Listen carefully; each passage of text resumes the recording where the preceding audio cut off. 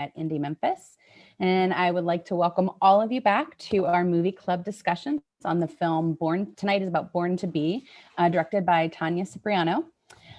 We are extending the film for an additional week if you'd still like to watch it. So we will have it available through Eventive through next Thursday, December 17th, I believe. With that said, I'm going to turn it over to Caden Mark Gardner, who's our moderator and panelist tonight as well. Caden Mark Gardner, who is not only on our selection committee at Memphis, but he's also a trans film critic, researcher, and co-author of the forthcoming book, Corpses, Fools, and Monsters, an examination of transgender cinema. Caden, I'm going to turn it over to you, and thank you so much. Thank you, Bridget. And I am here with two other panelists who work with the trans community in Memphis. We have Kayla Gore, who is a co-founder of My Sister's House, who primarily work with trans women of color. And we also have transgender coordinator, Alex Hauptman, who works with OUTMemphis. And to sort of discuss this film and also how transgender healthcare is a national fight, not just in certain parts of the country, but all over the country.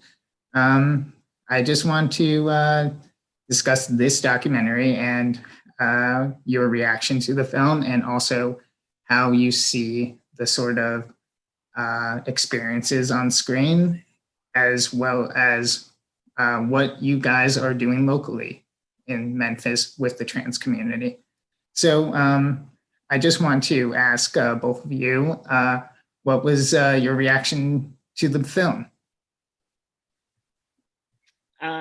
Mine was, I actually got, I don't know how Kayla felt watching it, but I got more emotional than I anticipated on some of it, you know, because like we've probably seen our fair share of like similar documentaries or different documentaries over the years. But it like brought me back to like my sort of struggle and journey to getting the surgeries that I wanted to happen for me. And it made me sort of like re-experience the like both the hopelessness of feeling like you're never gonna get it, but then also like the relief that you got when you did. So it was really interesting. I didn't expect for like all of that to come up, but it really kind of did. And it was very emotional. I don't want to say traumatic, but it, like, for me, being a Black trans woman in the South and like still having issues accessing healthcare, and then recently going to the dentist and feeling like there was like this atmosphere of transphobia. I made a post. I had never in my 35 years of living cried at the dentist.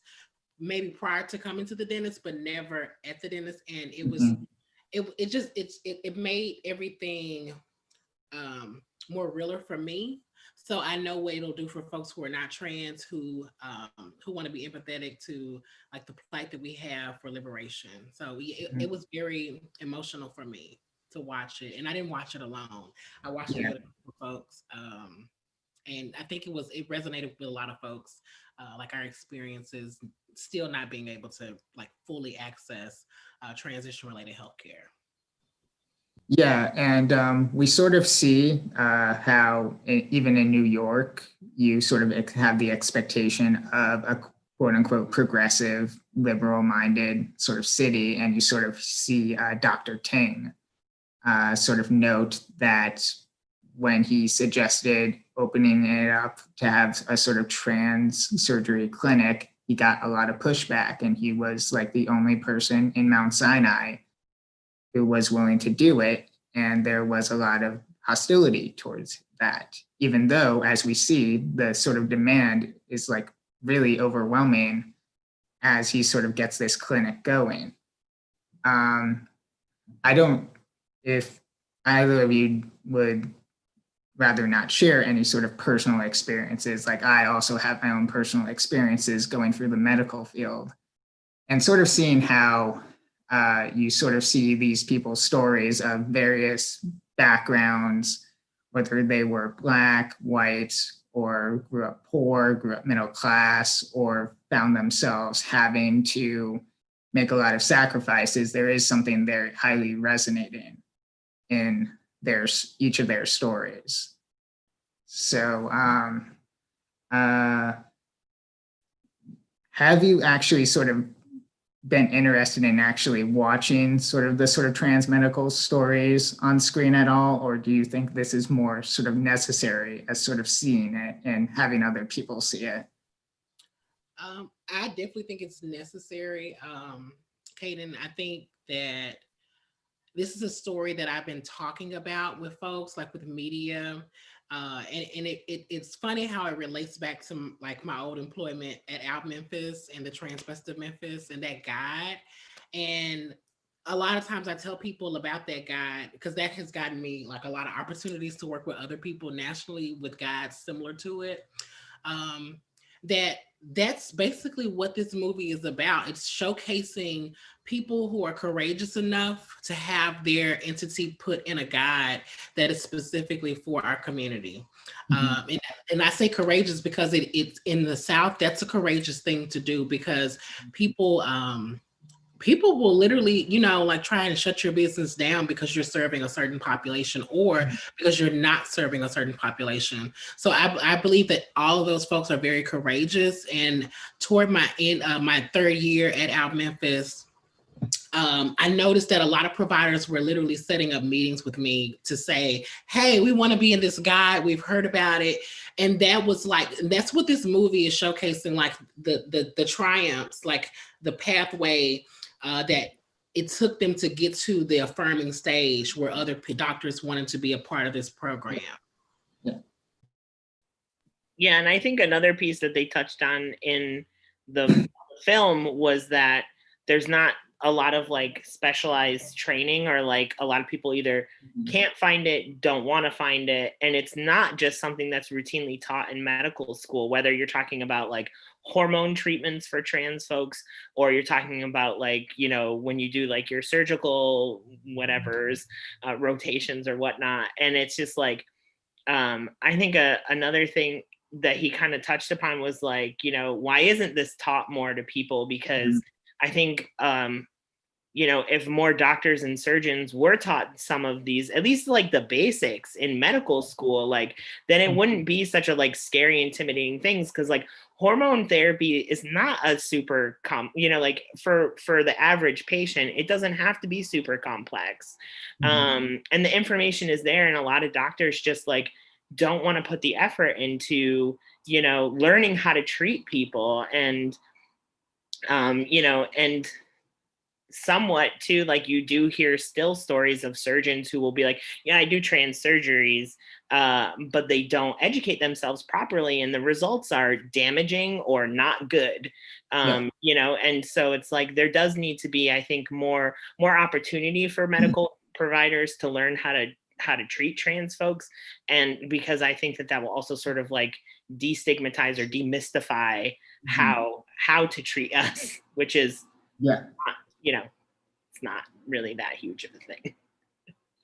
Yeah, like part of my work in sort of trying to look at sort of trans film images is also looking in general at the history and sort of thinking when Christine Jorgensen became the first American, or known American at least, to have had a surgery to basically become transgender.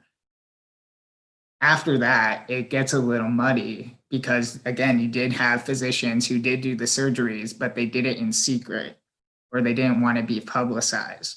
And then you had a lot of the sort of political pushback that we also do kind of see Dr. Ting talk about, where a lot of these places shut down their clinics because they didn't want to be associated with these surgeries. It sort of just became a sort of cycle of these professions and sort of having these gatekeepers sort of keep on sort of moving the chains and moving the goalpost to have these standards to not really care for trans individuals.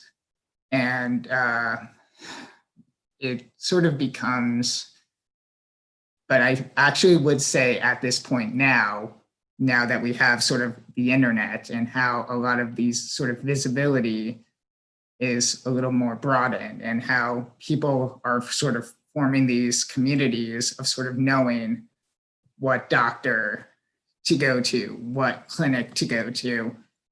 It sort of has become a place where trans people are sort of uniting and sort of forming these communities to sort of better their sort of care and access, luckily. And we see that in New York, here in Mount Sinai at the hospital, and we also see it all across the country.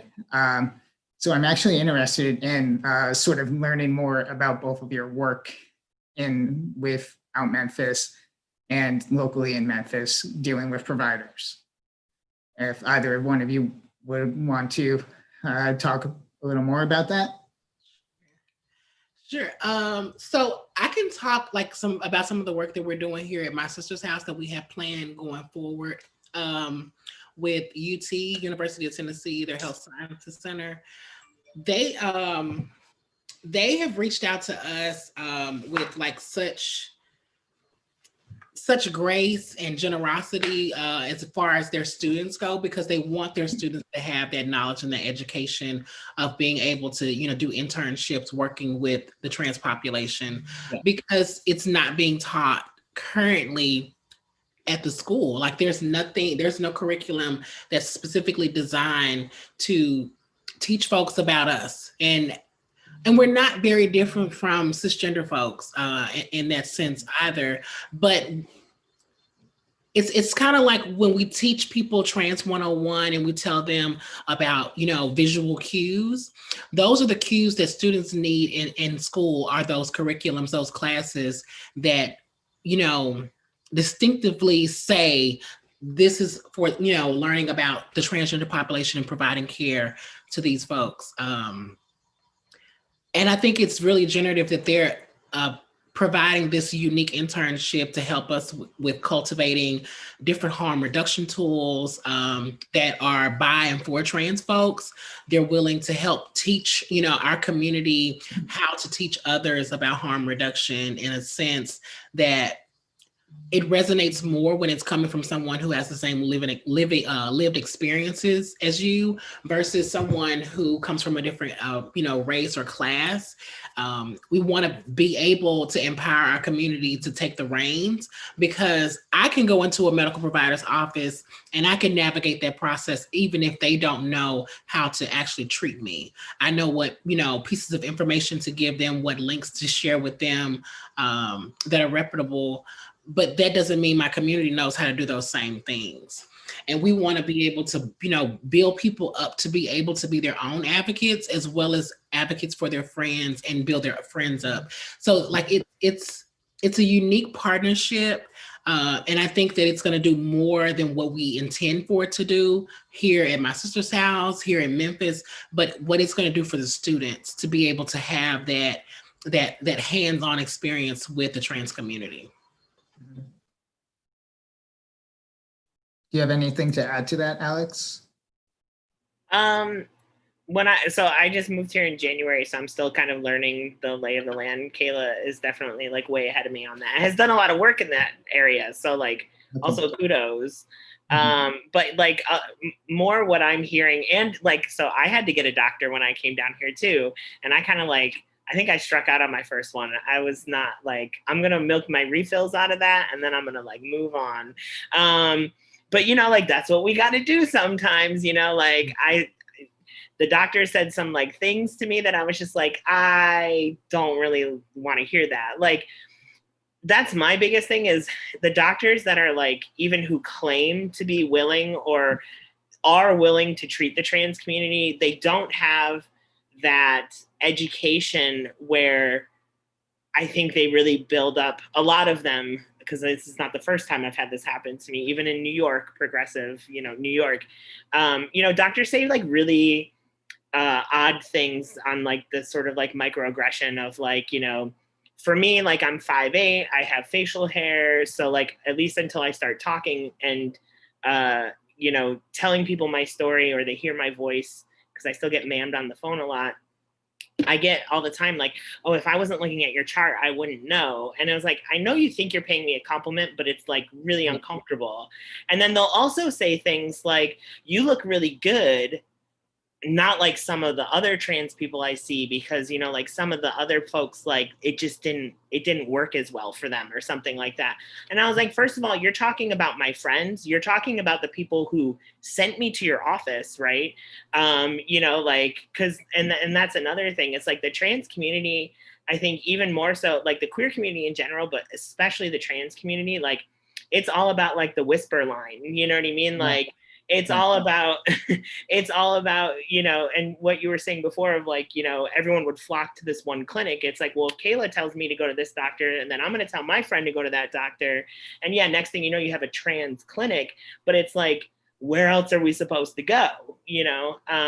And so, but then adversely, you say that you're willing to treat LGBTQ people or trans folks specifically. And then you say stuff like that to me, and I'm going to tell my friends not to go. Like, you didn't do your homework. You're not treating us nicely, because I'm not going to send someone who, like, you know, doesn't fit your description of like a good outcome of their transition to go get care from you. Like, that's not care. You're being kind of condescending and crappy.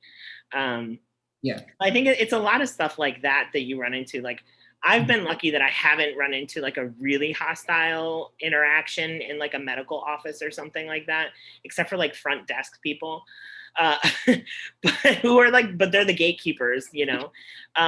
But it's like a lot of those just like really uncomfortable things where it's just like, I'm not sending my friends to you, because they wouldn't be safe with you, you know? yeah. Yeah, and you sort of see that kind of happen within the documentary of sort of how they're basically sort of backlogged and have long lines, and then you see somebody sort of have a viral moment where they complain about the issue of not getting attended to, feeling like they were ignored, and Dr. Ting does take that absolutely seriously. But and you sort of see how there is a lot of sort of empathy there, but you sort of also see how a lot of these people, like the person who has to call the medical providers and hearing that their insurance doesn't cover it, they have to go out of pocket, and how the health of whether it's Dr. Ting or somebody there who gets sick, which then puts somebody's surgery in jeopardy or pushes it back months. And you kind of see how even the best intentioned clinic, the sort of better angels of healthcare, are also sort of still, there's only so much they can do. And you sort of hope that we can broaden that sort of area where more providers, more clinics are able to basically have better cues, have better knowledge, have a lot more interest and curiosity about having to have these microaggressions or feeling as though that them just offering the care is the victory in itself and you should be glad to have it, rather than having a lot of more empathy and a lot more care to sort of improve that and sort of push forward the ideas of having the various types of surgeries we see in the film, for example, rather than just being okay with, well, if you, like, you sometimes hear about trans people going to certain clinics and feeling as though those clinics almost operate on the fact, well, if you don't like your care here, good luck trying to get it elsewhere a lot of the time. And based on personal experience, unfortunately, that's how I felt with some providers. I will not name them, but that's also been my experience as well. I actually want to go to a question that's actually for both Kayla and Alex. This is from Audrey. She says, how much do you think the challenges of trans folks getting decent healthcare are about medical providers having medical knowledge, and how much are cultural stigma? And she sort of followed that up with more of the sort of cultural sensitivity and real knowledge of the trans community. We've kind of gotten on that topic, but if you want to sort of go deeper into that, that's completely fine. Well, I think a lot of our medical community is you can't actually separate those things, because you still read about new articles coming out or studies coming out where, like, you know, doctors think that there's like biological differences amongst like races and sexes, you know, that like, you know, so I think that they're too interwoven in some ways in our culture, because that bias is ingrained in the medical school curriculums. You know, they're getting these messages from their doctors or like their mentees in the hospitals and stuff like that. So I think some of it is sort of a cultural thing, and then there's and then it just kind of reinforces itself until you have doctors who are in. I think you have to have some kind of exposure a lot of times to the community to sort of like build empathy, you know, and then seek out, like, be like, you know what, I'm going to educate myself about that. Like, I'm going to, you know, broaden my horizons and be somebody that can help the community and that the community feels safe going to. But I think that a lot of it is just built into our medical system, you know, like, because it's pretty messed up. Yeah.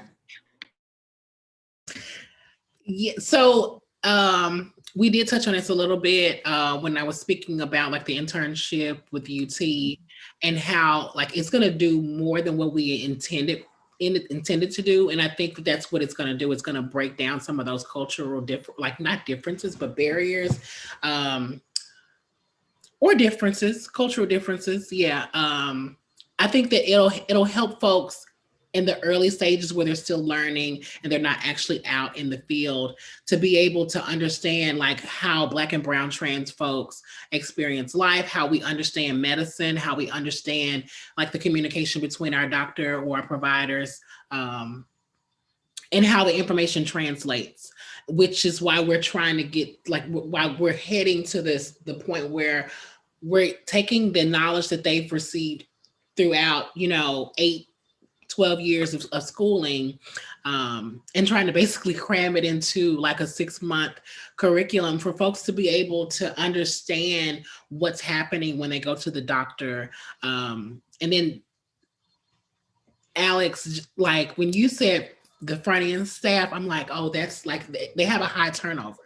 So, and when I do trainings, through my sister's house with providers, like we want to talk to everybody. And we always insist that when you do have turnover, that those people go through this training as well. So us being able to like video record these trainings with UT is going to be very helpful in that sense, because that's where the most of the problems happen. That's where the misgendering happens. That's where the dead naming happens, where people aren't actually looking at files. They're, you know, because certain providers here in Memphis, I don't know if you're aware of this, Alex, but they have systems for people who have not been able to access the legal name change process that will not identify them as their dead name when you're accessing their records internally in their organization. But a lot of organizations do not have that yet. And for me, that's like a red flag. If I go into a place and there's no like gender marker line, there's no pronoun line, that's a red flag for me. And I'm like, okay, this experience might be bad, you know. And I want to apologize, Alex, for your horrible experience here in Memphis, your first round, like, because that's like I'm from here, this is my home, you know, and my medical provider should be hospitable to you, you know, as an out-of-towner. And I think that's why this work is so important to me, because we have to be the conduits of change. We have to be able to like utilize our platforms to infiltrate these spaces and actually exude change. Because a lot of times when we're in the moment and we're being like, there's things that are happening that are transphobic, we're not in our right state. And that's why it's very important for us to have like peer navigators, someone who is not actually receiving those direct services, but able to be there and be knowledgeable about what this experience should look like, and also how to navigate the process when the experience is not what it should be. So yeah, like, I love that question. And I'm not gonna talk too much because I want more questions. Yeah. I was also thinking about how we sort of talk about how having bad care can sometimes be a sort of traumatic experience and often cause people to not really either seek out medical transition, like the film is explicit in sort of saying these are the people who sought out.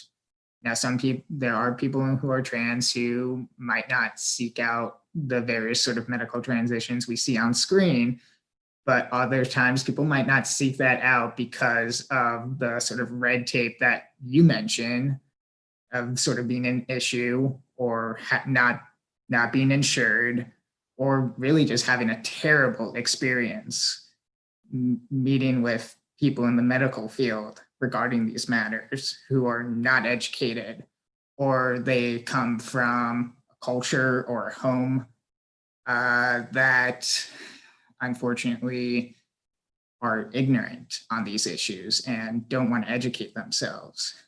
And unfortunately, and this goes for both in New York or Tennessee or any part of the country where there are still people who are lagging behind, and sometimes they are just dragging their feet on purpose. And we sort of see the results. We see of how one of the subjects, I believe her name's Naomi, sort of talked about how she grew up in the city, but due to the fact that she was homeless at some point, that she actually sort of sought back channels that were very risky and getting a lot of black market silicone that she regrets. But she did it because she really wanted to basically see the change that she was feeling on the inside about herself. And it's quite remarkable to sort of think about how a certain generation of trans people, and this is also something that does still happen, where they seek out different channels and not getting direct care. How was it sort of seeing somebody like Naomi sort of talk about and express this sort of experience of getting the sort of things in the black market and trying to find different ways when at a certain time in her life she couldn't get that direct access? Was that hard to see? And have you actually run into sort of seeing people who have experienced that, having to go in the black market or other back channels to try to transition at all? Yes, that is the part that resonated with me the most. Because myself, I have used like black market transition related things as far as like hormone replacement therapy when I was experiencing homelessness and could not afford my transition, but I wanted to do it. And that's what a lot of folks who look like me and experience life like me were doing, sharing medications, using black market silicone, which I fell victim to as well. But I'm thankful that I didn't like go to an extreme.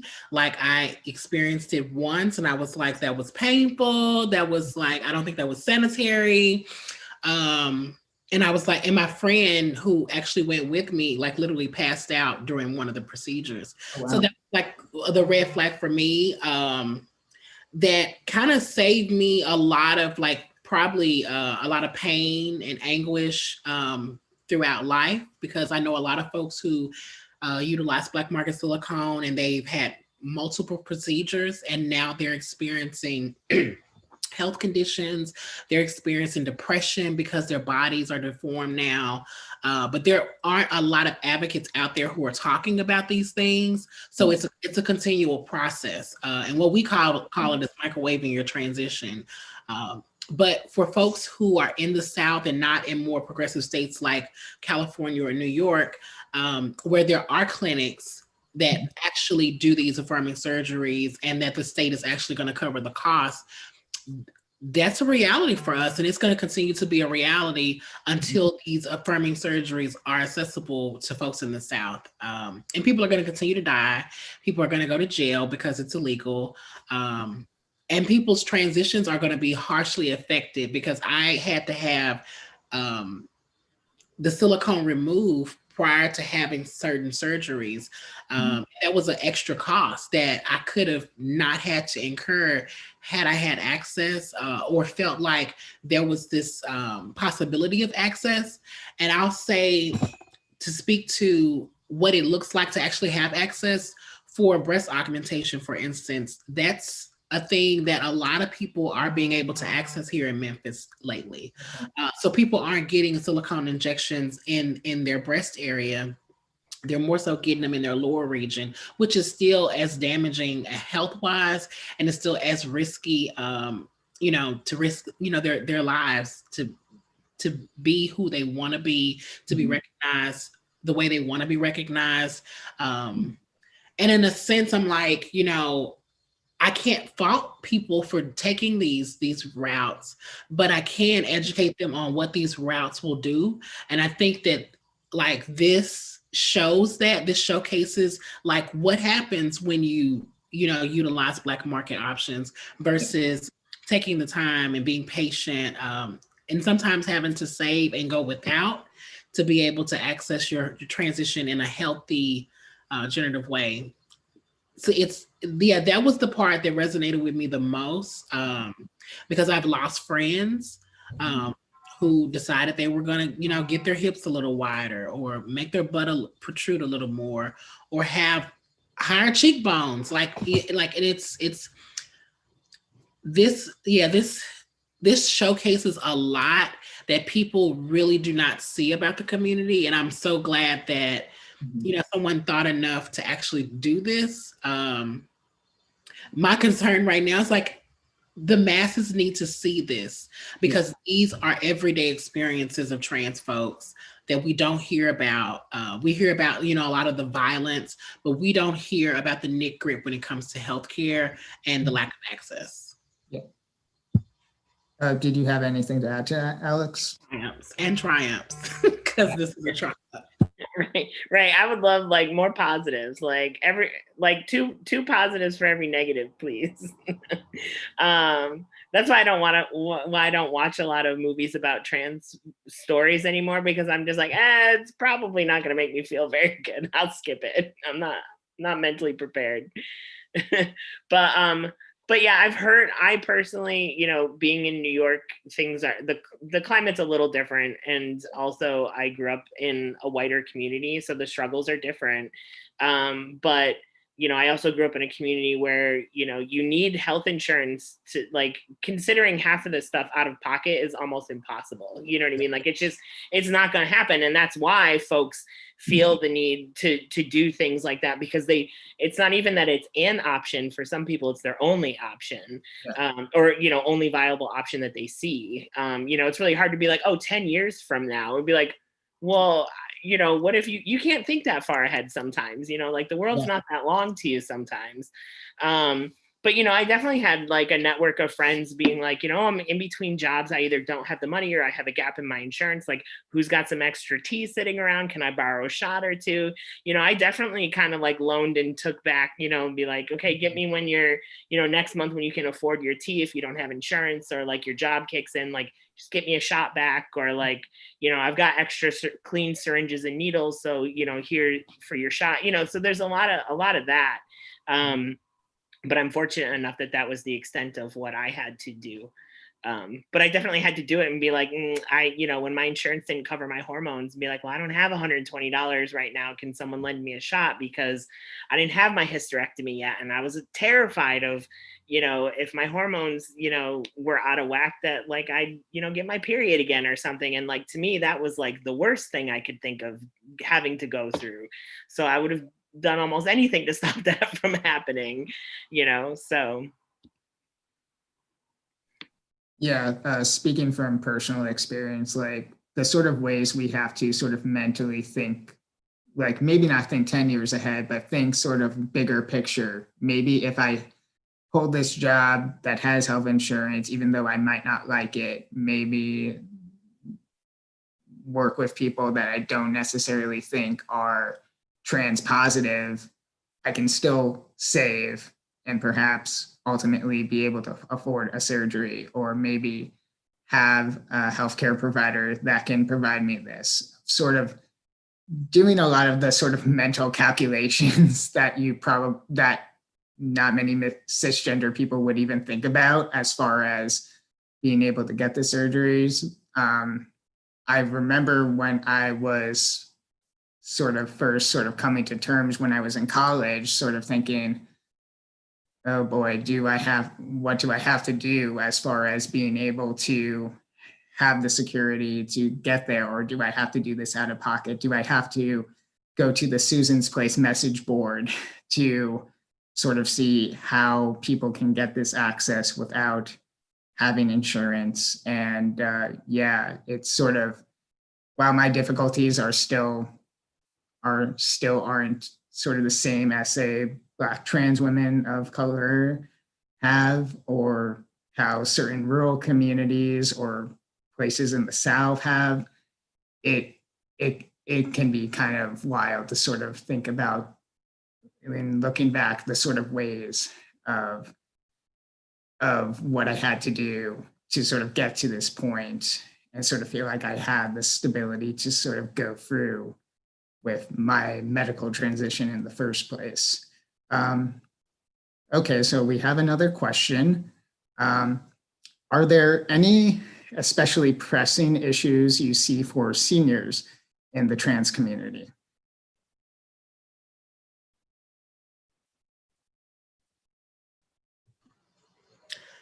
I can speak from like the experiences of some of the folks that I've worked with, who we would consider like a part of the Asian community. And it's not being able to access the medical part of the transition. I know that that's like a huge thing for people who are in the aging community. And then there's also like some other like things that are associated with, I don't even know how to say this because I don't think I've ever had to say this, but like that are related to like gender norms, that, you know, if they were able to access a medical transition, these wouldn't be things that they would be concerned about, but those are the things that they're concerned about. And then there's also there's a lot of stigma related to being, you know, an openly trans person still to this day. Even though there's a lot of more visibility, there's still stigma related to it. And for younger folks, it's nothing, you know, to identify as non-binary or trans femme or trans masculine. But for someone who is later on in their transition, that's hard, because a lot of folks, what I've noticed is that they've lived this stealth life. Yeah, that's what I was thinking. Yeah. As a cisgender person, they have a family they've raised and nurtured, and now you're transitioning at, let's say, 57. That's a big thing. And I think those people are very courageous. One of my dear friends met her at OUTMemphis at one of the support groups, a late bloomer, and she bloomed. Like she felt the need that she needed to go ahead and, you know, I wouldn't say fast track, but that's basically what she did, fast tracked her medical transition, because she knew that in 2 or 3 years, her health wouldn't be in a state where she could actually access it. Everybody's not afforded that opportunity because of like economics, and, you know, financial means are not where they need to be. But she was in a situation where she could actually do that. So I think those are two things that I've noticed, that people who are late bloomers, that's the way I should say that, late bloomers. Yeah. But it's never too late. It's never too late. I actually was doing research and looking at a figure called Alicia Brevard, who was actually one of the first Americans to get their transition here in America. She was actually a Tennessee native who actually died in Tennessee when she returned home, but she was a fixture in Los Angeles and San Francisco. She's a very interesting woman, but it was one of those situations where she could have passed stealth for a while, and in some corners she was able to do that, but she later became a little more out towards the end of her life. And that's actually kind of great when you think about it, of sort of owning her sort of trans elder status. We have another question from Kayla Myers. She says, "Hi, everyone. It's been so wonderful listening and hearing you all have this conversation so far. She would love to hear you all talk a bit about mental health and the importance of access to healthcare." I sort of think of mental health sort of being a sort of unspoken thing in the film, especially of sort of how it's a very delicate situation, people having this major sort of life change, but also thinking about how outside of the sort of Mount Sinai sort of medical office walls, you have people enter this world that unfortunately is still very closed-minded or really doesn't get the sort of experience of these people, and sort of how that can impact mental health in a lot of ways. But what do you guys think as far as mental health and the importance of access to healthcare? Well, I think, one of the people featured in the movie kind of did emphasize that, there was, I think, was it Garnet was the Yes. one who had, tried to OD after having her surgeries. And like, I think that for me, that story kind of did two things, which was, to me, that sort of showed like, I think a lot of the world is focused on like trans people and surgeries, right? Like that's it. You're trans, you get surgery and you're done and you're happy now.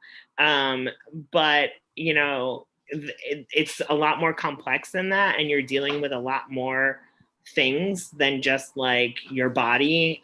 Because, even after you have surgery, you still have to exist in a world that like doesn't want you there or hasn't done a very good job of making space for you to exist comfortably. Yeah. And that you've still experienced however many years of, trauma or depression and dysphoria and rejection, struggle, like that doesn't just go away because I got my top surgery. I still deal with that baggage, and I still deal with, sometimes I still feel like it's been 8 or 9 years since I had my top surgery. And there's still days where like, I will wake up and like, start getting dressed and stuff like that. And I'll just still be like, damn, I did that. Like, and I'll like have this moment where I'm just like, I've come a long way. Like, and I still don't see myself as, like whatever, but like, 16-year-old me never would have thought I'd make it this far in a lot of different ways. Yeah. And so like that struggle, that journey, like doesn't get erased just because I got like one milestone under my belt. And I do think that there is that societal emphasis of, like I said, like trans person gets surgery is better. And it's just not that simple. I wish it was that simple, because then otherwise I'd be like, I'm the perfect picture of mental health. that's not me. And I think, therapy is another part that we haven't specifically mentioned, but I think I'm probably thinking about it. I'm sure Kayla's sort of incorporating it when we talk about medical care and healthcare. Is like, that's another thing, is like, finding therapists that take or don't take insurance, depending on your situation, that don't have a waiting list, or, are currently taking new patients, that you can afford, that you can get to the appointment. Like in some ways, thank God for the pandemic, because now everyone has to do telehealth almost. But like, there's a lot of obstacles for that too. So. Well, so another thing that's happening in January, we literally just closed up an intervention that we were doing alongside a therapist here in Memphis, Dee Wedley. who actually did their internship at OUTMemphis, and they worked with one of our support groups for Black and Brown trans women. She's going to be coming on as our organizational therapist, who's going to be working with our staff, who's going to be working with our members. And they're not going to be assessed a fee, because we're going to cover those costs, because we know how important therapy is, especially with the heightened violence that, you know, Black trans folks are experiencing this year. We're like 36. And yeah, it's just like, that is super uber important. And Alex, like you laid it out there, like all of those things that happened to me 10 years ago before I came into the advocacy world, and am able to actually navigate, you know, gender affirming surgeries. Those things don't go away. And for me, during the process of healing after the surgery is like one of the most depressive parts of transition. And you're coupling that with trauma that you've experienced as a child, as a young adult, as a person who's like bubbling in their transition and going through that rough patch, that uncertainty patch, those gaps in healthcare that we might experience that mess with our mental health. Like, I can't express how important therapy is. And that's why we're like, we have to do this. Like, as soon as she graduated, I was like, hey, this is the opportunity of a lifetime. We're going to heal some people, because she works specifically around trauma and grief. And that's what she specializes in. And that's like, our community is riddled with trauma and grief, and there's not enough outlets for us to be able to process it. And as we closed the intervention last Friday, one of my last words were, sometimes a friend is not enough. Sometimes we need someone from a professional perspective to kind of ground us and center us in what's happening, how to process through it. And then if it happens again, this is how we address it. Like, sometimes friends are just not enough, no matter how many friends you have. And that's why we have, like, this past month, we've had 2 members of our community weeks apart to succumb to suicide. And these people, if you look at their Facebook, they were loved by so many people. They had so many friends. But when you ask the question, how many therapists did they have? You know, that number is very small, or it's 0. So we wanted to at least put one out there who could like resonate with folks, who has experience working with our community, and can get people in a better place. Because, like, yeah, therapy is needed, especially for people who are doing the work. Because baby, that transference is real. It's real. Yeah, the burnout, you know, from any, like, and that was even something watching the movie. I was like, oh my God, like, these people are trying to like do it all, and like, you can't do it all. And like, I had a lot of sympathy for Dr. Ting, because like, he took each one of those, you know, like the people that quit because they were angry because the wait was too long, which is also understandable. But he's like, you know, he was kind of like, well, what am I supposed to do? Like, I'm trying, you know. And it's just like, yeah, like, but it's hard when you're dealing with, you know, medical staff burnout and like trans people who are just like tired of having to like claw and fight for every little thing, and they just want to get what they need. You know, it's hard because I think that they're kind of like clashing a little bit. Yeah. But Kayla, I thought it was really interesting that you said like recovering from surgery was one of the most depressing things, because that was something that nobody, like, PS, like, trans folks, prepare your friends. That was something that nobody ever mentioned. And I was laid up because my previous job was very physical. So when I had my top surgery, I was supposed to be out of work for 3 months because I routinely had to lift things over 50 pounds. Okay. Yeah. And I was out of commission pretty much. Yeah. And, you know, here it is, this thing that I've wanted since like before I had words for even wanting it. Like, and I finally got it. And let me tell you, after the first like couple weeks, the charm wore off and I was super depressed. And part of it was nobody prepares you for sort of like the weird mental, physical correlation between like your body spending so much energy healing like how tired you are and how just like, ugh. And then also like when you're laid up recovering from a surgery, like you don't get to socialize. You don't get to go out and do the things you want. So it's like, I was home from work. I couldn't even shower on my own for quite a while, like, so I can't even feel clean and like refreshed. Like I can't make my own food. I can't, pick up my own cats because they weighed more than 5 pounds. Like, all this stuff. And, after the first few weeks, it's like, I don't begrudge my friends, but like, they already visited me, like, so they're not coming around as frequently. And like, I was like, by the end of that, I was like, please let me go back from work. Like, I can't take it anymore. And I was so depressed and isolated. And it was like, that was a piece of it that like, I did not think that was going to happen at all, but it was really a struggle. And my partner at the time was like, what's wrong with you? Like, you just had this thing. And I was like, I don't know. I'm just really depressed. Yes, Alex, I've spent maybe 4, maybe 5 years in different social support groups, and this conversation has never been had. So I'm feeling the same way you're feeling. Like, hey, I know you had this surgery last year, and you were all chipper and blah blah blah. But I think it's that you should be happy. And outwardly, we want to be happy, when we're expressing ourselves, especially after like milestones, like top surgery, bottom surgery. We should be happy, and we want people to think that we're happy. And I think that's a major problem. And I don't think that's just trans related or surgery related. We want people to just always think that we're happy, we're acing it, all the things above.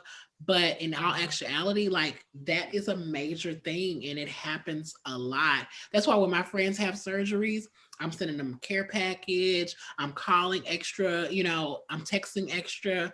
If I need to send some emails, I'm going to do that. If I need to send a pigeon with, this little note on it, I'm going to do that because I know what I needed. My first affirming surgery, it went well, but I had complications after. And that like spiraled the depression because they told me, there was like, there's going to be some depression because things are not going to look the way you think they should look initially. But it'll progress. And it took, almost upwards to a year for me to actually be in a place where I could stand in the mirror and be like, okay, yeah, I'm loving this now. So I love this question. And I'm so thankful that that Kayla asked this question. Yeah, a member of OUTMemphis, the crew, or was, I believe, but yeah, she is a great person. Yeah, I think of mental health, and yeah, my top surgery definitely went into a funk. I was actually warned by my trans therapist, and I actually do think about the fact of, how come he warned you but not me? I'm gonna no. Yeah, not to get inside baseball, but apparently me and Alex knew the same therapist, but who is trans and who is a great member of the community. Like, he warned me I was probably going to go into a very sort of funk, and I did. And I was dealing with the fact that some family members had a lot of microaggressions that they couldn't help but repress, rather not repress around me, even on the day of my surgery and even after my surgery. And I do think about the fact of trying to see if we can find trans people to go in these professions, perhaps, if not themselves. Maybe our own community is our best advocates somewhat, but that is still probably asking a little too much for people. And there are still people who don't have to be in those positions who are still doing great work.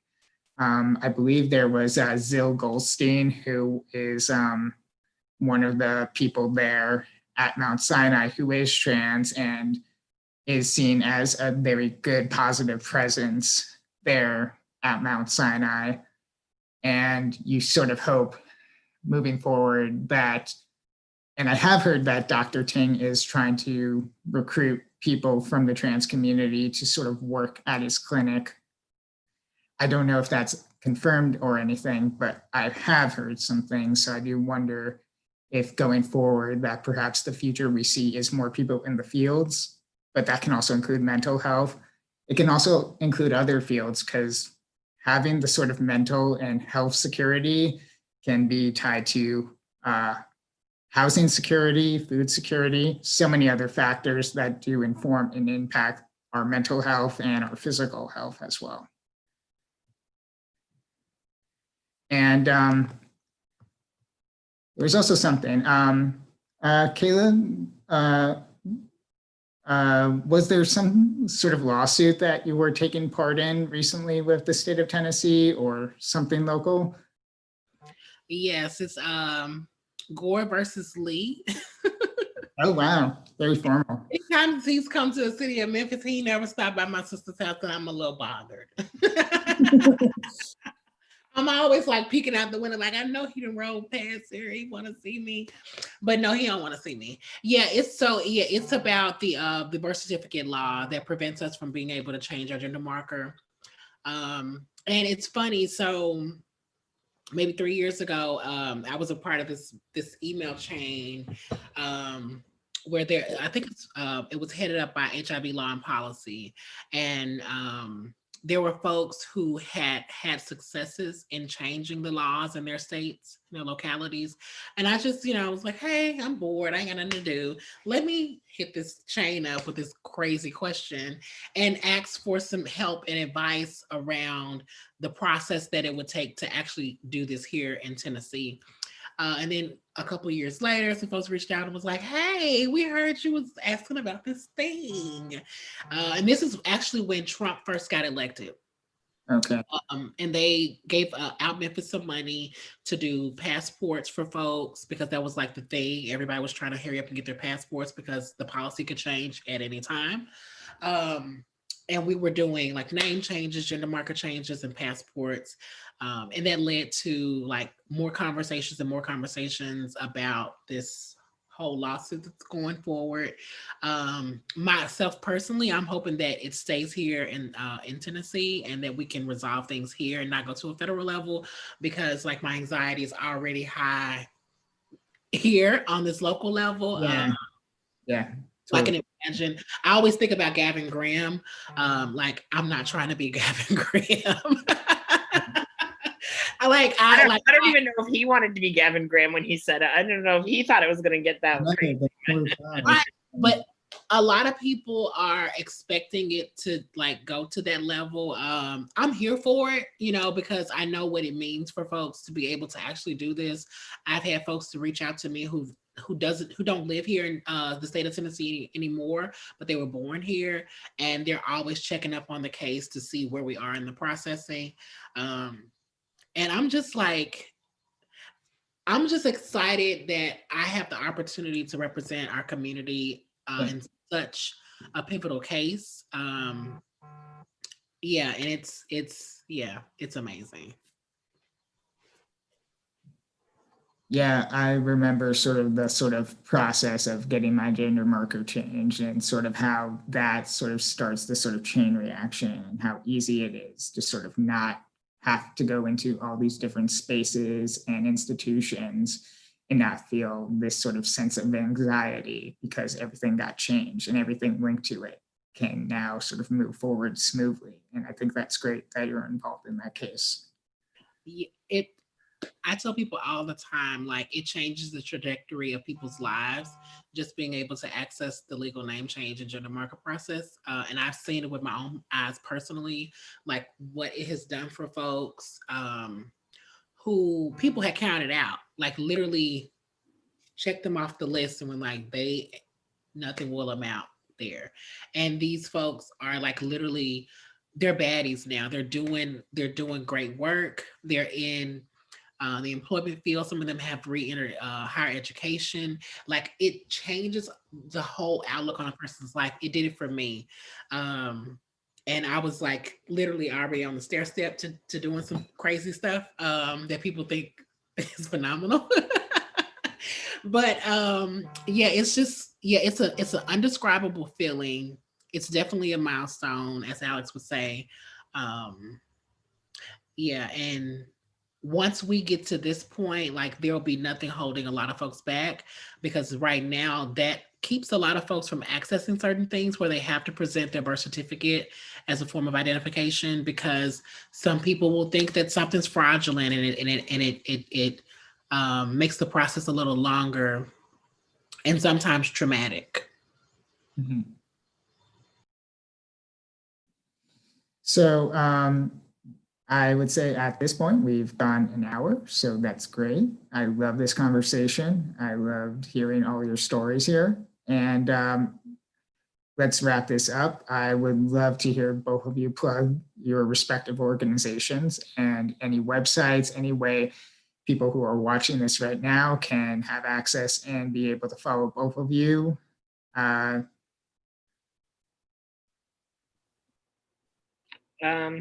I'll let you have the last word, so I'll go first. So the trans services team at OUTMemphis, some of the stuff that we do is we are holding weekly support groups for trans folks, and it's sort of like an all-encompassing support group right now every Tuesday at 6 called Virtual Tea. So you can hit us up if you want the Zoom ID for that. And we also are continuing our twice a month trans ID workshops. So it's on the first and third Monday of every month at 6 on Zoom, where we do break down the process for the name change stuff. And I hate having to be the bearer of bad news, saying Tennessee sucks and you can't update your birth certificate. But we talked about that. Were you gonna ask? Oh, I thought you had your hand up. And then we also, so because of the pandemic, we also started this program called Outlast, which is sort of targeted to hit some of our more vulnerable community members. So it's an emergency assistance fund that can do like emergency cash, some grocery gift cards, or like rent and utility assistance. And that's only for folks who are over the age of 25 and are LGBTQ with HIV, seniors over 55, because like we kind of talked about the seniors, a lot of times they kind of fall to the wayside, and LGBTQ folks who are undocumented, and also LGBTQ, well, trans folks of color, they're LGBTQ, over the age of 25. So they can apply for that. And actually, right now, the application is open for January assistance. So if you go to our website and you look for Outlast, I know Kayla knows about it because I hear a lot of folks coming from her way, which thank you, because I love being able to, those are the folks that I like to hand out the stuff to, you know, like my people. You can't help it. You want to hand out like to your own community. But it's been a really great program. And yeah, and we still have the name change fund. So that's still alive and kicking. Yeah.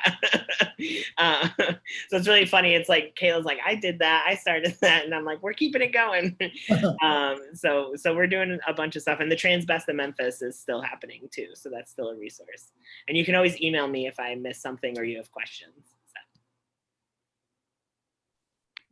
Thank you so much, Alex, like for taking on the reins and bolstering it and making it bigger than what it is, and making it what it should be. Yes. So here at my sister's house, a lot of our programming is similar to what they have going on, of course, at OUTMemphis. We don't have a name change clinic, but we are working with folks virtually to help them with the process, because the process is a little different now because of COVID-19. They're only doing the application and payment in person, but your court scheduling and talking to the judge, everything else is virtual. And it's such a hassle because now it's like 2 separate appointments. I mean, I know it's the COVID, so you can't help it, but like that's a big time commitment for people. You want to talk about obstacles for trans folks, like Yeah. And I think a lot of people think that because we're doing things virtually, it makes it easier. That does not make it easier. It makes it harder because we have to have stable connection. We have to have lighting, all the things. And then sometimes the lighting ain't right. Even so, you still have to sometimes do it in person too. And you still sometimes, because a lot of our services have gone virtual or touch-free, if you will, contactless. We have our Thursday, which is our Hot Meal Thursdays. We do our survival kits on Thursdays, which are kits for people who are experiencing homelessness. During COVID-19, we started doing our home survival kits, which includes like things that normally go in our survival kits, as far as like hygiene products, safety and survival tools like mace, pepper spray. We also put harm reduction tools in there. We put opioid overdose kits in there. And for our home kits, we put in non-perishable items that people can actually make full meals with, because they may have access to a stove and an oven and things like that. And people were like the Outlast program was erected because people were experiencing job loss and they were not being able to financially take care of themselves and their families. And a lot of the state-run programs were not identifying, LGBT folks as families. So we have to do these things to like fill in those gaps. Another thing that we started during COVID-19 was our tiny house project, which is like one of our newest, but like it's one of the biggest things that we're doing, which is building 20 tiny homes for people who are experiencing homelessness here in Memphis. I think it's going to be like that and the birth certificate win, because we're going to win that, are going to be two of like my most like, those are going to be my two things that I'm going to always like look back on and be like, damn, you did that, girl. Those will be like your community legacies. You know what I mean? Like, I mean, those are important. Gore v. Lee will always be on the law books, Yeah. Don't tell me that.